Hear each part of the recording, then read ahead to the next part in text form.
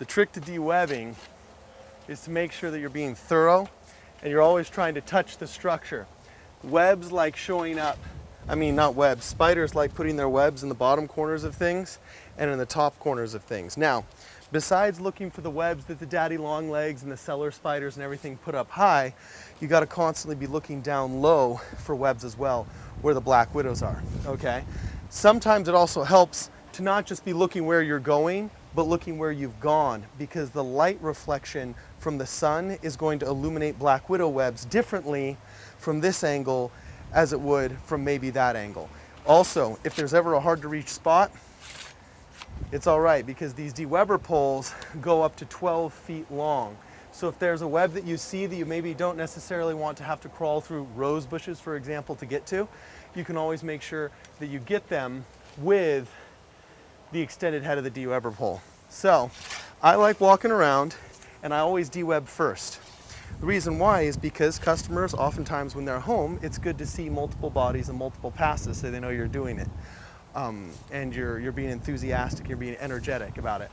Also, always get the tops of the windows, and if you can't see the area, just take a peek and look underneath. When in doubt, de-web it out, all right? Also around the bottom, wherever there's water coming out of a spout, you're often gonna see webs as well. Okay, you don't have to be de-webbing every corner, especially if there's not webs, but even if you see a little bit of something, make sure you get it. Also, the most effective way to de-web isn't just to hit it like that, okay? The most effective way to de-web is to actually go up in the corner where you see the webs and then slowly spin the de-webber pole so you get rid of the webs that way. So it wisps out the web instead of just matting it onto the surface of the structure.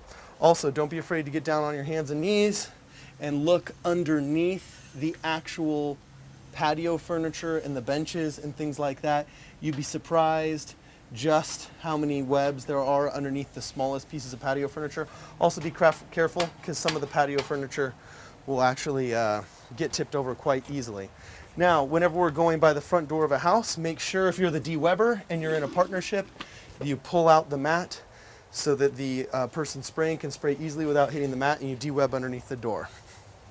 Now, the actual act of de-webbing doesn't require you to wear gloves. However, I do recommend, especially during the summer when homes are dusty, that you do wear your goggles or your eye protection, because sometimes the dust from the home can get in your face, especially if you're twisting and doing this properly. So anyway, make sure that you just hit any areas where you suspect there might be webs. Also, don't be afraid to pull back easy things like this, like simple pallets, maybe de-web in between the potted plants there, just to make sure that there's nothing and nothing goes overlooked. So keep looking wherever you see webs. Make sure that you properly gain access to the areas where you suspect there might be webs, and just go from there.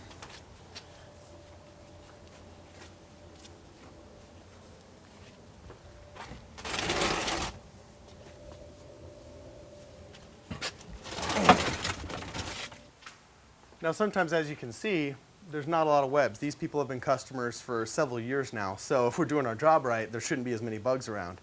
Also, you'll notice something I did here. When you are the person that is de-webbing, oftentimes it's a courtesy to the person who's going to be spraying. One person de-webs, the other person sprays. If you can tilt up all of the patio furniture so that they have better access to the base of the patio furniture. Also, this becomes useful because black widows really like setting up shop on the undersides of patio chairs.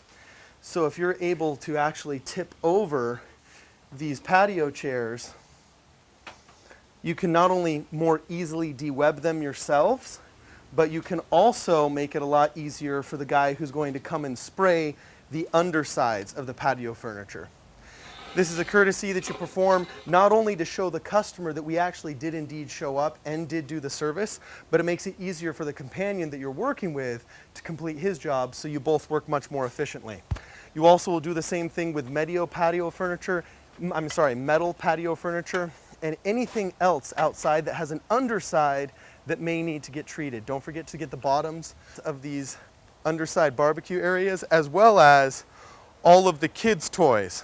Oftentimes it's worthwhile to tip up the kid's toy and see if there's anything underneath, because sometimes Black widows really like this type of plastic. Don't be afraid, as I said before, to get on your hands and knees, to get underneath any kind of children's toys or patio furniture. And more than anything, just make sure you are thorough. Okay, so this is a perfect example. Earlier in the video when I was de-webbing this house, I was standing right by this web and I didn't see it. But as you can see now from a different angle, these webs are very obvious. Here you've got what looks like maybe a black widow that took over a cellar spider. So it's always worthwhile to do the first pass, but then double check everything when you're walking back to the truck if you're by yourself to get your backpack, or when you're walking back to the truck to get the rat bait or start the paperwork if you're the guy that's de-webbing. So no matter what you're doing, if you're the de-webber, make sure that you double check your work, or else you can miss something very obvious like this from my angle, but not so obvious from the first angle when you walked by.